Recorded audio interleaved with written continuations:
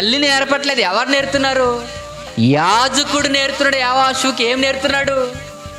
బుద్ధి నేర్పుతున్నాడు. చూడండి, ఎవరైనా యాజకుడు. తల్లి ఏమైంది? తండ్రి ఏమయ్యాడు? ఇలా విధానాలు ఏమైపోయినాయి? ఎవరు నేర్పాల్సి వచ్చింది ఇప్పుడు? ఒక యాజకుడు నేర్పుతున్నాడు. అంటే ఏమి నేర్పుతున్నాడు? బుద్ధి. యెహోషువ, నువ్వు ఎలా ఉండాలో తెలుసా? ఇలా ఉండాలి. నువ్వు ఎలా మాట్లాడాలో తెలుసా? ఇలా మాట్లాడాలి. నువ్వు ఎలా నడవాలో తెలుసా? ఇలా నడవాలి. ఎందుకు నేర్పాల్సి వచ్చింది? ఎందుకని? వాళ్ళ చేత కాలేదు కాబట్టి, వాళ్ళ చేతకానులు అయిపోరు కాబట్టి. మా పిల్లలు మా మాట ఎందుకు వినట్లేదు? మీ పిల్లలు మీ మాట సిగ్గేయట్లేదు మనం చెప్పుకోవడానికి. మా పిల్లలు మా మాట వినరండి, మీరు చెప్పండి అని. ఎందుకు? మనం చేతకానులు అయిపోయాం.